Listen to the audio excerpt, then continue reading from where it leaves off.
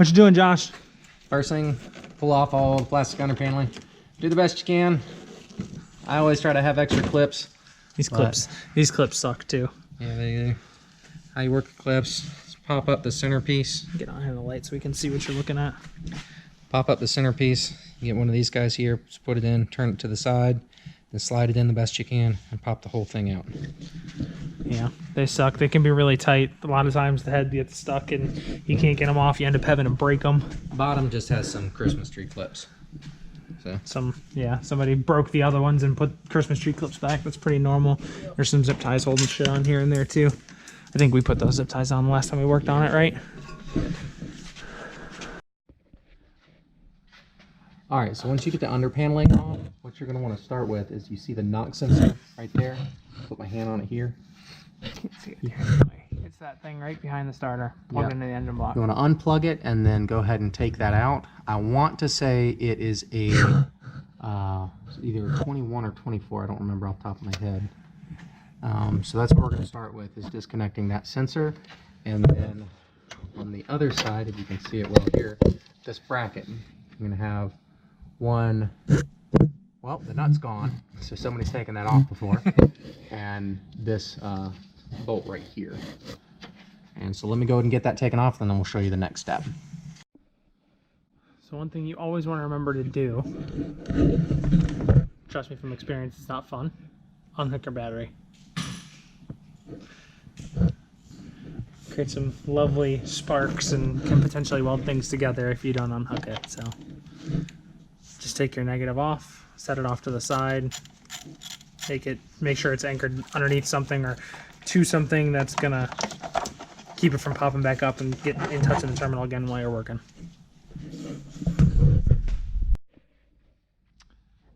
All right, so we got the bracket off the side of the starter that runs between the starter and the engine block. It's kind of weird. It's actually not between the starter and the engine block. I think it's between the transmission and the engine block, right? Yeah. Yeah, between the transmission and the engine block. It's just like a support brace. And then we popped that wiring harness off of that little tab up there on the side of the transmission, or the side of the starter, sorry. I mean, sometimes those clips will break. Just try to be careful not to break it. You want to clip it back in place. And then that tab, or that bracket that's on the starter, is actually going to get swapped over to the new starter. So right now all we have left to do to get it out is there's a 17 there, and then there's a 17 on the back of the starter up in this area here that you're going to get off and then pull the starter out. And then you're going to pull the starter out, drop it down, and twist it to get to access to the power cable, so you can get that off and get the starter out all the way. So we'll get the starter out and we'll show you the process of, twisting it to get to the bolts.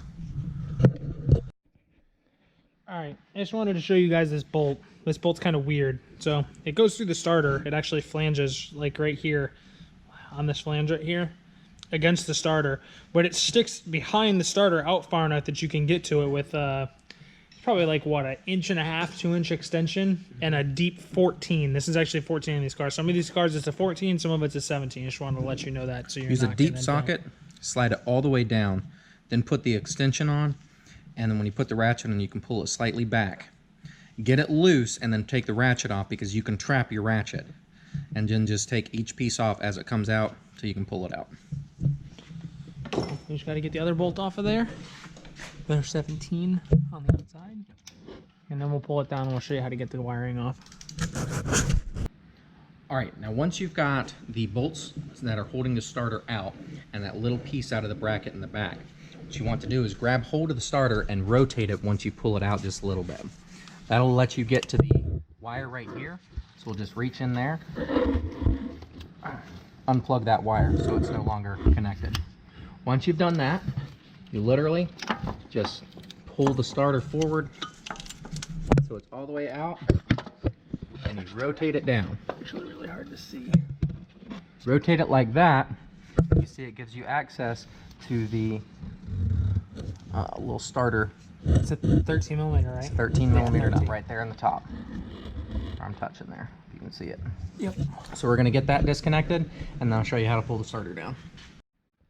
Okay, so what you're going to do is you're going to pull it back.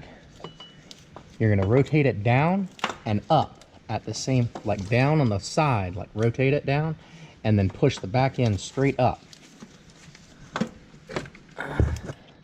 Front end will come down, and we'll just keep going straight out.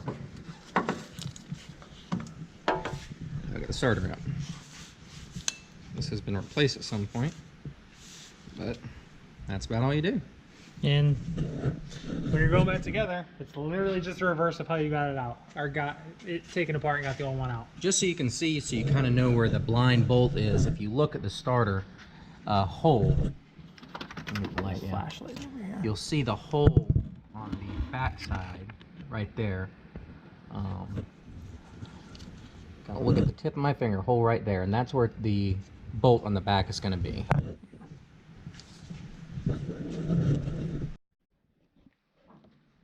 Recording? Mm-hmm. Okay. All right, so first thing you do, just line up, make sure the starters are the same starter, check the teeth, make sure it looks good, no problems.